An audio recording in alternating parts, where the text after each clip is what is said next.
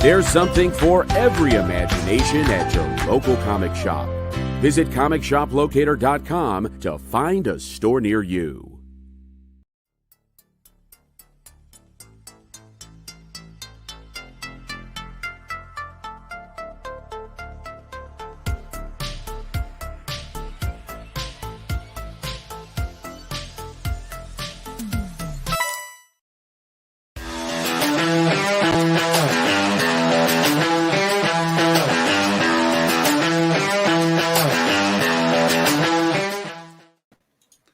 What's up, the internet? I'm Kyle, and that is Dan. This is The Experience, and this is in stores this week. Your mic is still sounding funny. Is it all clippy? It's a little better when you lean forward. Yeah, I just got to lean back. I just was leaning back. I got to move my microphone back like this. So let's put it back in the hole now. Hold on.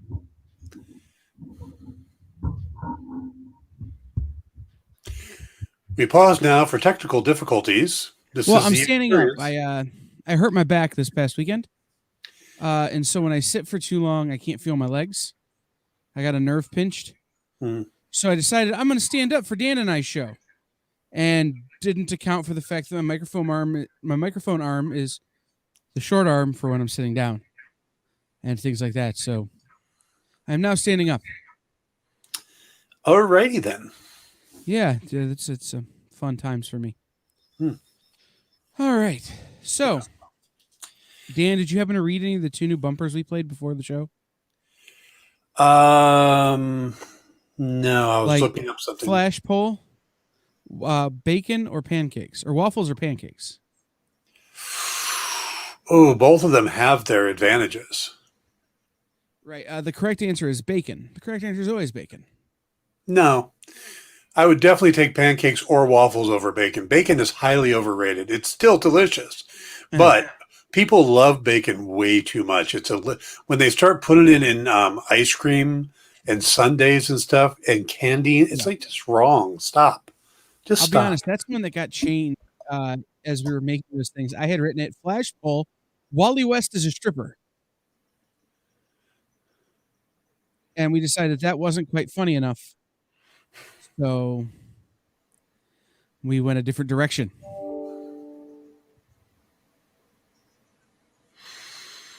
Okay. I had a whole bunch of, flash poll. Barry Allen runs into a streetlight. Right. See, they're not funny, but I had a whole bunch of them. And they're supposed to be flash facts, not flash polls. Oh, see. Well, but the problem is that the whole thing is that the light is on a pole. Wally West is a stripper. It's a stripper pole. Anyway, there's a reason I write these things with a friend or with help, because they're always like, "That's not funny." I'm like, okay, right. This whole evening's gonna hurt, isn't it? No, that's it. That's all I got. You sure? Because I get that feeling. No, I've burned through most of my jokes. Oh, good. Already today. I only get so many because supply chain issues. Well, you are up there in Ohio, it's hard to get things up there. True. No access to water ports or anything. even though I'm on Lake Erie and the port of Lake Erie can be seen from my house. And yeah, it's a lake. It's it's one of the largest. It's one of the largest grain distribution ports in the world. A lot of corn up here, Dan. A lot of corn. Oh yes, a lot of corn. Yeah. So the Buckets Andersons, of corn, right? Yeah, all kinds of corn, lots and of wheat, corn, and straw, and all that kind of stuff. Corn. And all gets distributed basically in my backyard. lots of corn. Lots of corn. All right, let's start with something that has no corn. Shall we? Sure. James Bond Himeros, number 3. Yes. I can guarantee there's no corn in this book. That is correct. There's no corn in that book. I'm liking this series, but this really feels like a filler issue. It's like we need to do 4 issues. I've got 3 issues worth of story. We'll just have them talk a lot. I'll be honest. It's starting to feel like a filler series to me. Issue 1 was good. Mm-hmm. And the issues 2 and 3 have felt like, okay, I have to add to the story. I have to add page count. See, I was okay with 2, but this one, I mean, we're going back and we're looking at a completely different mission for no other reason than to show that Bond doesn't like sex traffickers. Right. We knew that already. Yeah. I don't know if anybody who does like sex traffickers. It's not like, there's a whole movement for these, and we have to establish that he doesn't like them. I think it's a pretty much a foregone conclusion. I was going to make a joke, but I'm going to walk away from it. Okay. Because I promised I wouldn't tell any more jokes. But I was going to say certain former president and studio heads, maybe. But no, James Bond certainly doesn't like them. And we knew that from issue 1. Yeah. Issue 2 was fine. Like, I would have gone, okay, yeah, issue 2 is fine. But issue 2 is not special. Mm-hmm. And now issue 3 is just more driving home things we learned in issues 1 and 2. Yeah. And it seemed like such an abrupt ending. We finally get a fight between him and the well-trained assassin. It happens underwater, and then suddenly it's, I lost him underwater. Let's go. Right. It's like it's wedged in there. Yeah. When you say filler issue, I completely agree with you. It's like they need a 4-issue story arc, so they're going to throw in a 4th issue. But I almost felt like 2 and 3 could have been combined. Yes. And issue number 4 could have, maybe the beginning of issue number 4, which we'll have to wait and see, could have been thrown on at the end to have it make some sort of logical plot sense. Yeah. Yeah. And I don't know why people are afraid of doing a 3-issue series. I don't know. I don't either. I mean, I think maybe Nick is saying, hey, we need a 4-issue series. But like I said, it's for a decent sized trade you do. Yes. Right. So for me, like I said, this felt like that episode of a TV show where it's like, all right, we're going to do this episode now. Back to your regular story next week. So, it's still a good, I'm enjoying the overall series, but it just felt like there wasn't a lot to this one. And I'm not sure if we're supposed to trust the girl or not, but I don't see a damn reason to. Right. I was talking to someone, was it you maybe? We were talking about James Bond and the storytelling that's been done in James Bond and how really the only place they're pushing the envelope in terms of James Bond storytelling is at Dynamite. Yeah.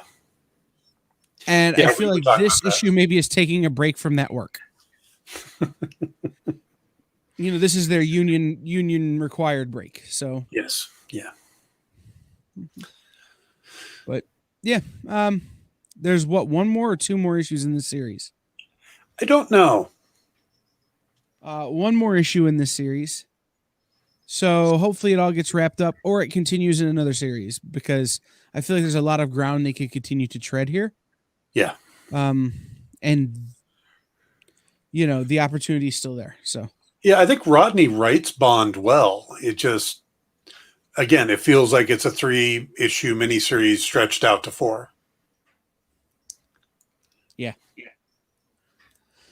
All right, let's go to Dot Self number 2. Although, according to, it's ironic because the PDFs we get are titled Dot Self. Uh-huh. When you go on Comixology, you have to look this book up as Self. There is no dot. Well, the dot's the period. Right, but I'm saying if you put in period self into Comixology, this does not come up. Have you put If the you word in just self? Have you put in DOT self? Yes. Oh, because that's how they listed it in the email they sent out. Right. It's entirely possible if you're looking for this on Comixology to read it, that it's mislisted. So just use the word self. Mm-hmm. I imagine it's some type of error. Yeah.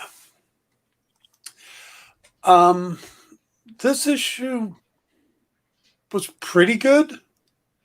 I should probably do a disclaimer right now. I read all these today and started off the day by seeing the news that George Perez has pancreatic cancer, inoperable. He's not going to be seeking treatment, and he's got about 6 months to a year to live. And he wrote this incredibly touching letter to everybody to announce this. And I thought about reading the letter on my show today and realized I would not make it through the letter reading it. No. So. Right. And with that in the background, and I will say this too, that's how my day went in large part. I had at least read one of these books before I found out about Mr. Perez. And when you have something like that on your soul, it makes it hard to find good things to say. Yeah. About things that you feel like Chris or George Perez could have improved.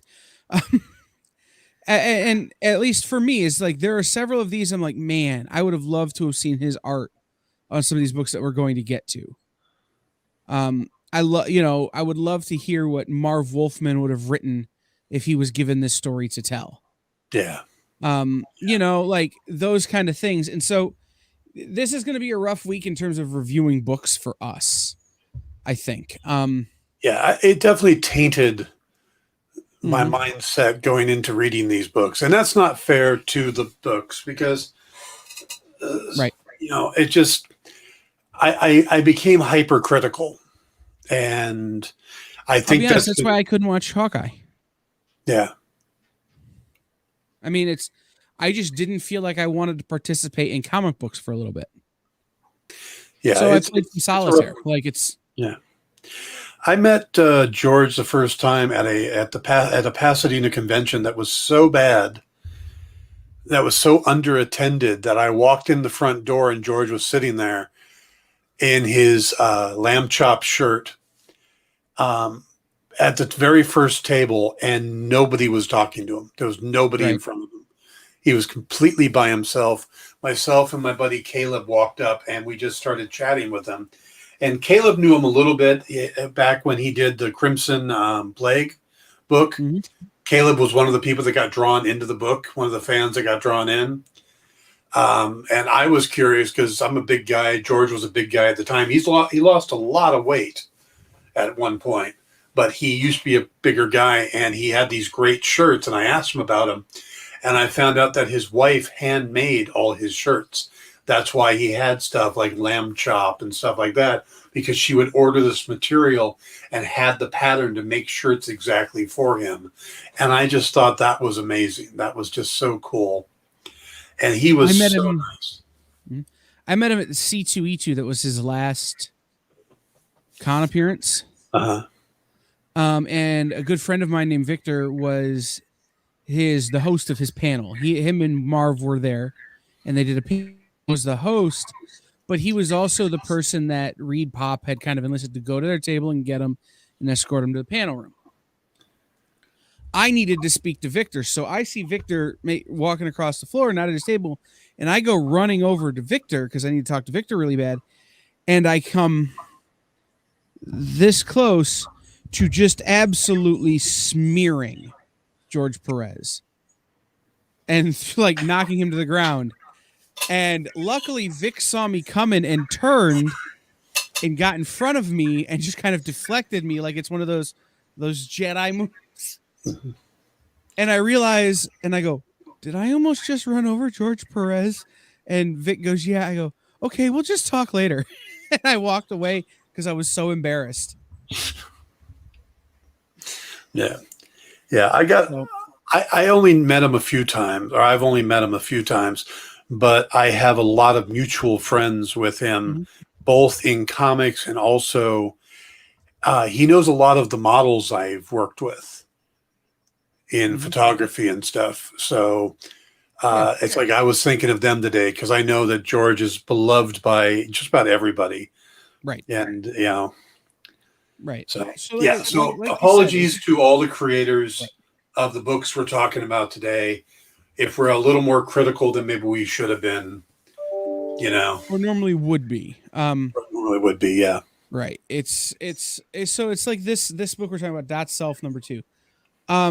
Christopher Sabella is a great writer. I really do dig the art. And after the first issue, I was kind of, okay. I liked this kind of where the story was. Yeah. This issue to me felt a little more like a cover swap of a, what's that show I'm thinking of, Dan? Orphan Black. Yeah. Yep. That's what I got out of it too. It really did feel like, oh, this is just an Orphan Black script that's been adapted. Which isn't saying anything bad. I loved Orphan Black. But I felt like they left some meat on the bone after issue 1 that needed to be dealt with in issue 2, and it wasn't. Yeah. Now, certainly that can be picked up in issue 3. I would have no problem believing that was the route they were going. But to me, it just felt like an incompletion. Yep. I agree. All right. Let's go on to I want to talk about the book I read before I found out today's news. Okay. Which is Tales of Mother F. Goose. Have not read it. Okay. I understand. And I'll be honest, I would have loved to have shared it with you, but this is another one of those that I have a physical copy of and not a PDF. Couldn't send me 32 pictures. Not it. Also, it's a 45-page book. It's a prestige bound book. Big square bound thing. And my NDA prohibited me from doing that. I'm not sure my NDA doesn't prohibit me from doing this. So, but it's Frank Thierry, Joe Yzma. This is The Sopranos or Goodfellas or The Godfather or Scarface. No, this is just a Scarface cover. It's not the Scarface. It's not a Scarface story. It's one of those big mob family movies. Casino. Okay. Yeah. Like it has strong casino vibes. You're right. But the thing you'll notice about the characters in this book is that the names of the mobster, and they're all people, by the way. The goose head on this person is a complete red herring. Okay. But the names of the mobsters, they all have nicknames that are Mother Goose characters. All of the wise guys are maybe lesser Mother Goose characters. There are 2 cops that are Little Miss Muffet and Little Jack Horner. You know, that kind of thing is, it's like everybody's got a Mother Goose name, but it's just a traditional kind of mob story. Book starts out. No, I'm just listening. Oh, the book starts out with these 2 cops standing over a dead body, that has, and they're talking about it. And you come to find out that the one cop has 3 guys locked up in the trunk of his car who are his suspects. And they were all near the corpse, or in the alley where the corpse was when he arrived. And so he picked them up and put them in the trunk of his car. And they just so happen to maybe be the 3 little pigs. Or the 3 little pigs own casinos, and one of them has light security, and one of them has medium security, and one of them has strong security. It's that kind of lens for a mob story. My favorite thing is that the big baddie is a Wilson Fisk style character that they call Mother Goose.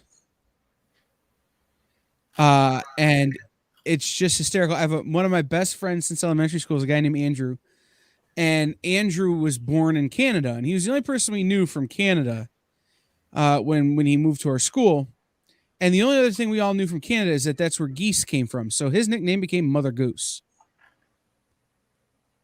And at times during our friendship, he was very much the ringleader. So it kind of had this, this kind of, oh, I'm a little triggered by this kind of feel for me as well. So I really enjoyed this book. It's probably my second favorite book this week. Maybe third, because I read a book earlier during one of the shows that I hadn't gotten to when I told Dan that it was what my favorite book of the week was. But it's one of my top picks. It is square bound. It is oversized. It won't fit in a short box. Just be aware. Put it on the shelf. Right. Well, and so the thing about it is, let me tell you, there are variant covers, or this is the A cover, which is Scarface. The B cover is Amanda Connor doing a play on Pulp Fiction, where it's the girl in the bed, from Pulp Fiction, but it's a goose. Yeah. And Robert Hack did a cover for a friend of mine's store called Rad Raptor Comics that I believe is supposed to be a play on the Untouchables.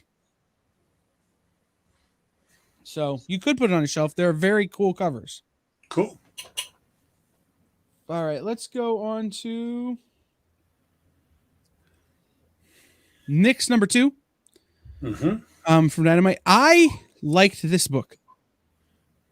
I was a little unsure after Nick's number 1.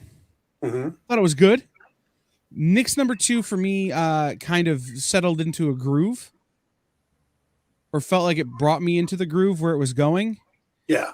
And made number 1 a stronger book for me. And so I have a lot of hope in this one. I like the fact that each issue so far has been kind of self-contained. It's not cliffhangers. They're not giving us part of a story. They're giving us an entire story in one issue. And with everything else I read today, wow, did I appreciate that. It's true. But I do feel like though the individual self-contained story had a strong through line to coming from number 1. Like, yes, you can see where they linked together. Yeah, all of number 1 was basically her getting into this relationship with an architect, which turns out to be important for a bad joke in number 2. That he's an architect, and her finding out that that people are going to move against her father, which is Lord Chaos. And then number 2 is her going to visit her father to find out if he really is, and we find out he really is on the downside. Real quick, before we keep talking about Nick's, to respond to Jay Burns. Jay, the book is from Aftershock. I wouldn't hand it to a kid, but that's why Aftershock has seismic press, because that's the stuff you can hand to kids. It is a adult book, as are all Aftershock titles for the most part. So, Back to Nyx, right? Like that's what I'm saying. Is you saw these lines that I'm gonna forget his name now. Christos Gage. Is this 2 Christos Gage books this week? It's the only one I know. Self? Who did that stuff? Christopher Sabella. Okay, sorry. 2 Chris's. No, but you could see the line, dragging you place to place. And like I said, it's got a good strong feel. Leading into number 3.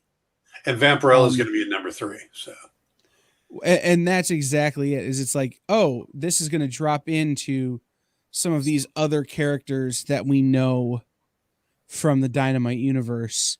Yep. And what I really can't wait is now that Nyx exists in this form, Vampy, Red Sonja, Purgatory, Nyx, who am I forgetting?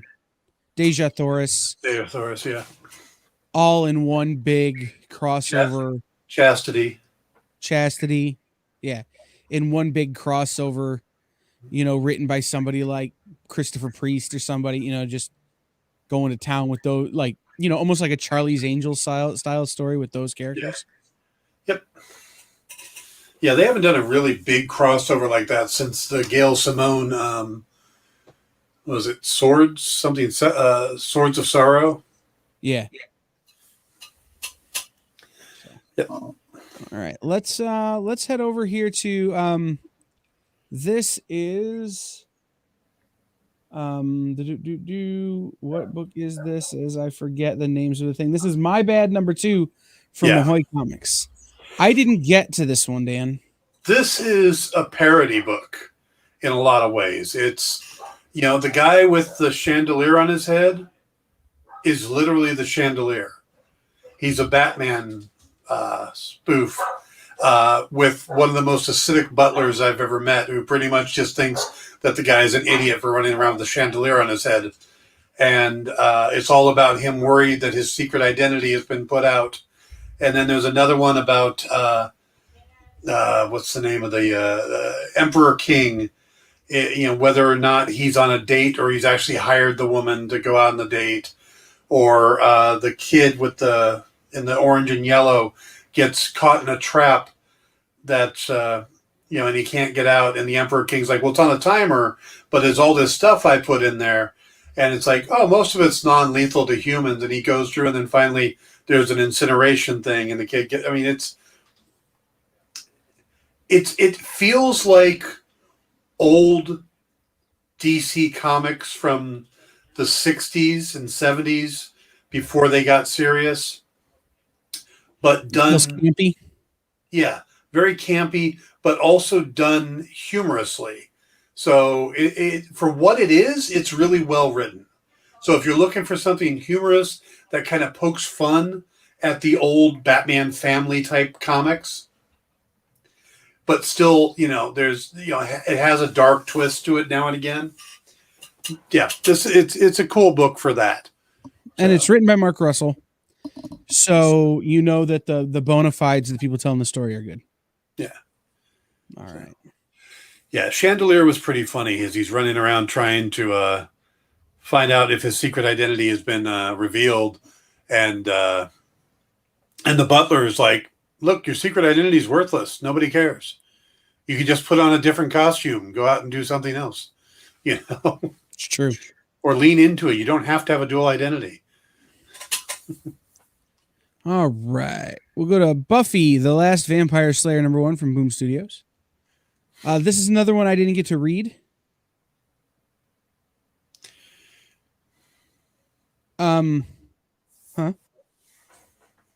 This, it feels like Dark Horse decided to do one of Marvel's The End books.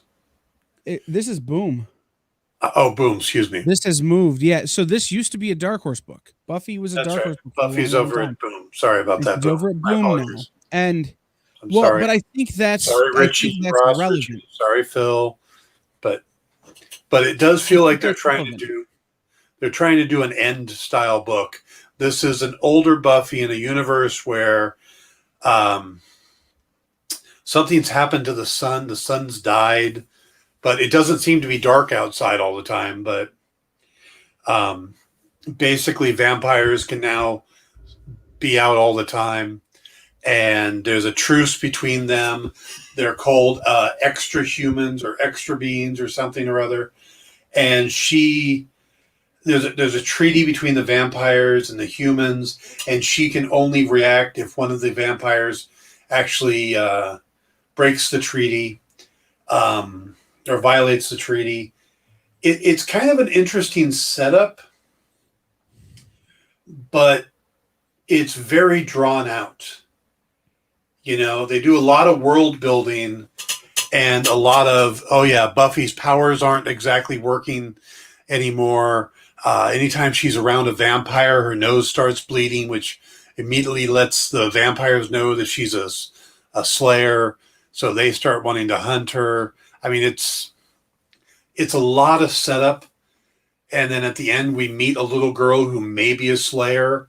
And Buffy doesn't seem to care until she realizes that she's actually the daughter of somebody she knows.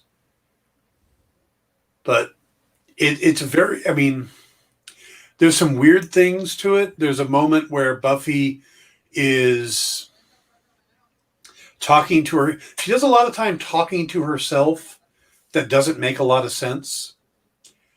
And then at one point, you realize she's talking to Giles, but Giles is dead. And then she takes his picture and curls up with it when she goes to sleep. And that just seemed kind of strange for the relationship she had with Giles, unless they're telling us that at some point her relationship with Giles became romantic. Because that seemed kind of weird to me. I said I didn't get to this one, and I haven't. My wonder with this is if the idea that Boom has had is to write a new canon for the end of the Buffy saga and work backward. To do something so different from what Dark Horse had done that it was distinctly theirs, and then you work backward and marry the two together at some later date. And so there's a lot of room to tell the story. The other thing is, and this is something that Bean said on Jen's show before ours, there's some allusion to Buffy is perhaps older in this series than we think she should be. Yeah. She's been living a long time. Right, which means that there's a lot of time to play with coming out of the Boom series or the Dark Horse series. But there's a problem with that theory. Is we meet this character at the end who is supposed to be the daughter of one of her contemporaries.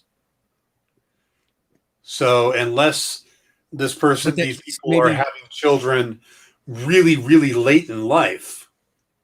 Or maybe Slayers' time passes different. They age differently as Slayers. Yeah, there's something going on there. Because, like I said, yeah.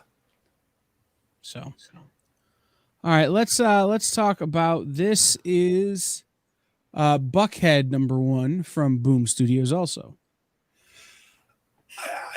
Did you read this one? I did. I found parts of this very interesting. I thought it reminded me a little of Stranger Things. Mm-hmm. That vibe. I like the fact that there's this house that when he jumps the fence, suddenly the rest of the world seems to stop. And no one else sees the house, and he does, which gives us that sense that he's something unique and special. Right. But then also we've got like this Stepford wife thing going on with all the people in the town, except for these 4 new kids. And though I think one of the kids is actually not new, he's got the tattoo. So there's this tattoo that seems to be controlling people. And then we throw in the Jumanji touch with when they go into that video game, they all look like themselves. But his dad's in there. So it's just really weird. Right. So yeah, this book was super strange.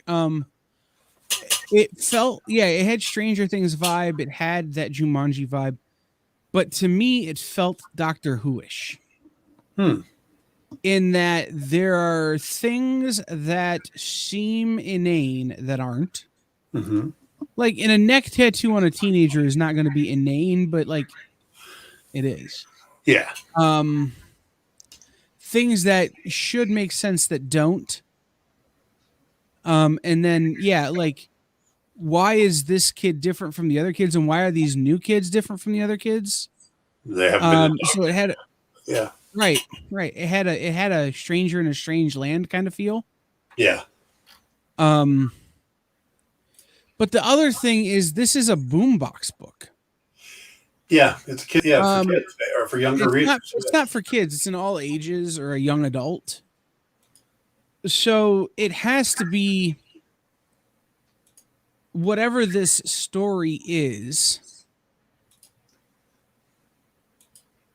It can't be too extreme. Dark. Yeah.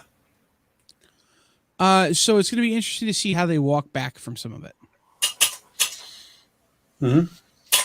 So I this is one of those that I don't know if I would pick up issue 2 or if I would wait and buy the trade on it, because I don't feel like getting it piecemeal, like you get when you buy single issues of a book. Yeah. Would really do it whole justice for me. Yeah. All right. So, Dan, we have 2 books left. Really? That's it? Huh. Yep. We have 2 books left. Do we want to talk about the trade, or do we want to talk about the other one? Save the trade for the end. That was going to be my read on the situation. This is Daisy by Colin Lorimer from Dark Horse Comics. This, before I read the book we're going to talk about next, was my pick of the week. But it was surpassed by the next book. So this is, it's Colin Lorimer and Joanna LaFuente.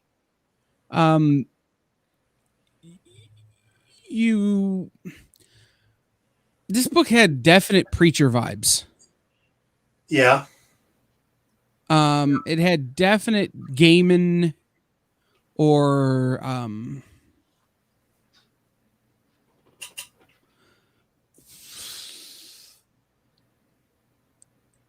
it had definitely Neil Gaiman feel to it in terms of the religiosity of it in places.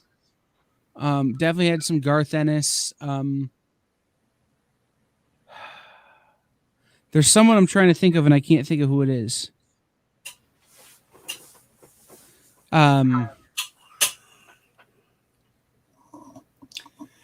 Grant Morrison. Feeling too. This is a book with angels and giants and people and what seems to be mind control and just a whole bunch of weird stuff lumped into a bucket and mixed together and put out as a book. It came across to me like, okay, we're going to spend the first few pages being confusing as hell. Then we're going to introduce a character that you could follow and you like as she's looking for her missing son. And I don't want to get into too much about it, and that's when I started getting into the book. And then out of the blue, something happens. There's a plot twist. Yeah, and I suddenly I don't care about anybody in the book. I don't know that that's necessarily true for me. No, for me, yeah, definitely. Right. No, I feel that. I can see where people would feel like that. And Joel says he ordered Daisy, but he wasn't sure about it, so he's glad we're talking about it. Looking forward to it. I agree, Joel. I quite liked this book, but at the end of the first issue, for me, you're not sure who the antagonists and protagonists are. Yes. you're not sure where you stand as a reader, which is a weird place in modern comics. It's something that has existed before. Like, and when I say it had Preacher feels, when I say it had Grant Morrison feels, Grant Morrison loves to do that, to get you to the end of an issue. And you're, what the hell am I supposed to think right now? Yeah. Neil Gaiman does that too. Yeah. Alan Moore does it. I think they do it maybe a little more masterfully than it happens in this book. Yeah. And you say this was one of your, for me, I finished this book and went, no. Where Gaiman, and when they pull something like this, there's at least enough of a kernel of an idea that makes you go, what the hell? And you want to come back. There wasn't for this. They spent so much time on the story that being told to the kids that we really don't establish anybody else except for the woman looking for her kid. So if we never see Daisy number 2, it's not going to bother me at all. See, and this is where Dan and I differ in this regard, is the fact that there was no character development, but not the characters you thought. Mm-hmm. And then there were other characters who you get the feeling are going to be incredibly important that had no development at all. And so you have this situation where you don't know what they want you to know or what they want you to feel reading this book. All you can really know is what happened. So you're left in this kind of factual place, right? Like, this is where we are. Nothing we can argue about that. Where the hell are we? Mm-hmm. Kind of situation. And I came out of it thinking, I don't care where we are. I'm going home. And my thinking was, oh, okay. I'm down to see where this goes. Because, and do you remember reading Preacher number 1? Years ago. I read it in the trade. I didn't read it by itself. See, and I probably have a very vivid imprint because I was reading it much younger than I should have been. I was like 13 when I read Preacher number 1. I remember reading Preacher number 1 and going, I don't know where the hell what this is, but like, this is wildly interesting because this is like nothing I've ever read. Yeah. This would work better in a trade, depending on what issue 2 is. But like I said, if I was just buying this at the comic shop, if I picked this up, took it home, I wouldn't. It wouldn't be on my pull list for the next issue. Right. The thing about Daisy is that, unlike Preacher, unlike so many other books, where it's like nothing you've ever read. So we've read this before, in some form. Like, yeah. So now we have to see what turn they take. The most interesting thing about the character of Daisy is shown to us right on the cover. That's Daisy on the cover? Yeah. Note that there's the footage behind her showing you how tall she is. I never noticed that on the cover. Yeah, I mean, like I said, there's Joel. It's one of those books that it's going to be a very to each his own, or to each their own. Yeah, you might love it, Joel. On it. Yeah, you may love it, you may hate it. I thought it was, and the reason it was my pick of the week is that to me it was the most interesting book. Yeah, there were a lot of books this week that reading them, I knew what was gonna come next because I've been, I've read so many comics, I've been reading comics so long that it's like, oh, that's predictable. Daisy wasn't, which made it interesting to me. So.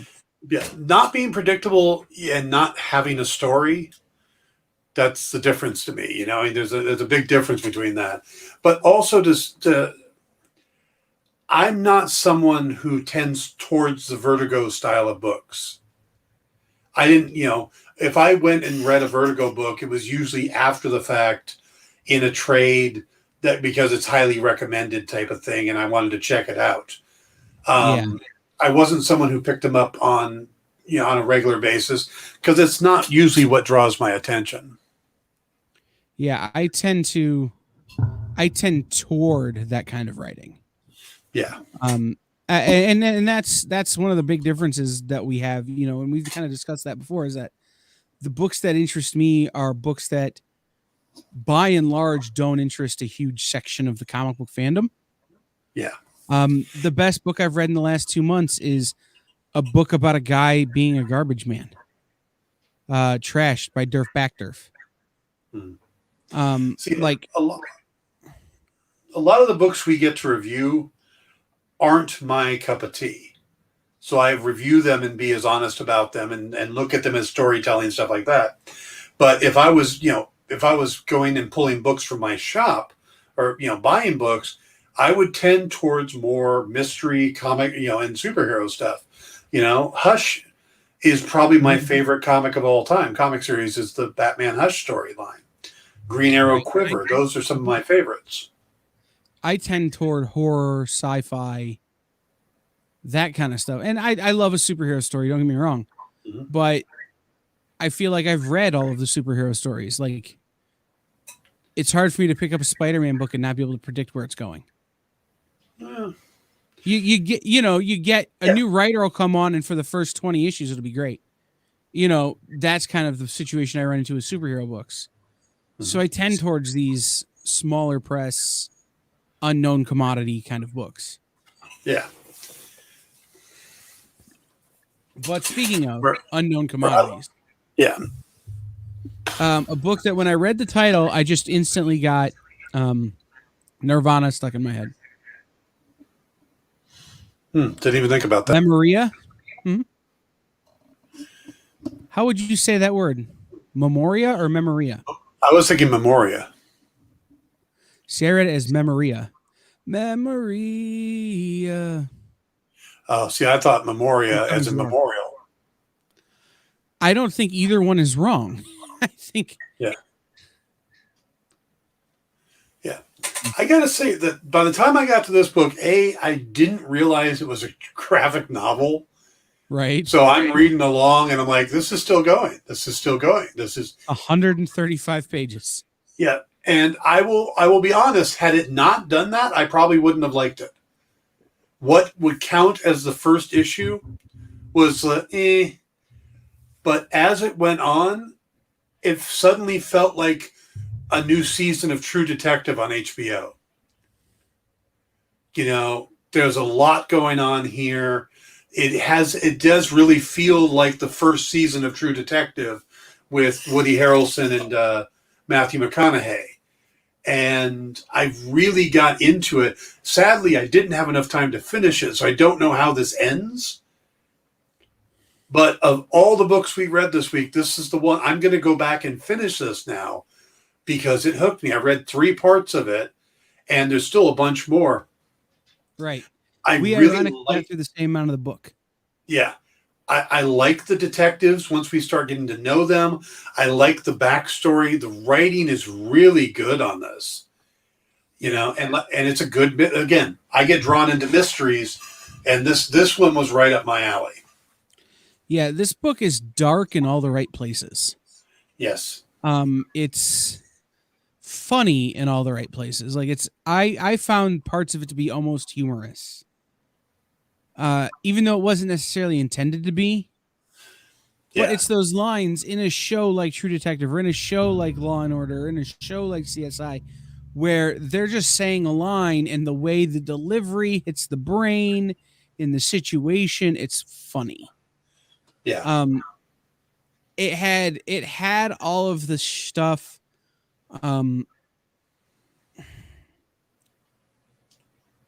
It kind of reminded me of a little known book, I guess little known, from Boom Studios called Suicide Risk.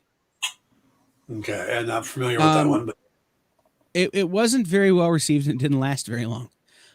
But it's a story about a cop who the situation he finds himself in is untenable. Yeah. And the decisions he begins to make aren't the decisions that you would expect or that that would fit the character. Mm-hmm. So you spend most of the book trying to figure out why they're doing what they're doing. And that's how the first couple of issues of this felt. First couple of chapters is, why is this guy behaving the way he's behaving? And then you kind of find out why he's behaving the way he's behaving, and it starts to all come into focus as to what's happening in the story. I just kind of skimmed through the back half of the book. Yeah. Just flying through. And I'm going to go back and reread it, but this is one of those that I think would wind up likely on a list of go back and reread every once in a while, every couple of years, just for the storytelling. Yeah. Like I said, I'm not a big fan of the first issue, the way they introduced the characters, the way they put the story together. But once you get into the two detectives and working the case, it is as good as anything out there. Yeah. Like I said, I kept flashing back to that first season of True Detective. You've got this serial killer who's been in the town for a long time, and it's just now realizing how long that's been, Right. No, I completely agree. Now I will point this out. This is a Comixology original. I could not find a place to buy it in print yet. So you do have to buy it digitally right now. You can buy it for Kindle. You can buy it that way. I know this is due to be printed, but I don't know what that release schedule looks like. I will probably pick it up when it's in print. Yes. Yeah, I'm that impressed by it. I don't think we were that as grumpy about the books this week as I thought we were going to be.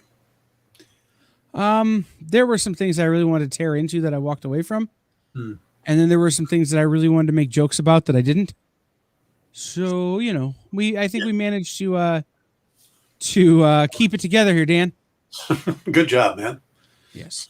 So Dan will be back tomorrow at 5:00 Eastern, 2 p.m. Pacific to talk about Daredevil. Kevin Feige has said that when we see, he didn't say if, he said when we see Matt Murdock and Daredevil again in the MCU, it will be Charlie Cox. Now, the fact that he actually said that, that's kind of an odd statement unless you know when that's happening, unless you've already made a deal and you've already got it on the slate, whether it's in Spider-Man No Way Home, it's in She-Hulk, it's going to be in the Echo series. That just seemed like a weird one to say. So I'm going to take a look at what that could mean, what other characters could be brought in, where they might fall into place, like the rumors about Vincent D'Onofrio showing up in Hawkeye, and then also in Echo, like Kristen Ritter showing up again as Jessica Jones in the She-Hulk series, stuff like that. And also John Bernthal's take on if they're going to, if he's going to come back to be Punisher, how they need to make sure that it's that gritty, dark thing that was in Netflix and not a watered-down children's version that Disney would likely do. So yeah, it's an interesting position to put people in. Yeah. So we'll talk about it tomorrow on the Dan Wickline Show. Yep. And if you missed it, I did my wild speculation stories today for Hawkeye. Since we're at the halfway point, you can check it out on YouTube and see what my ideas are, and watch the last 3 episodes, see if any of them, or how many of them come to be true. Awesome. We will see everybody next time here on In Stores this week. Auf Wiedersehen.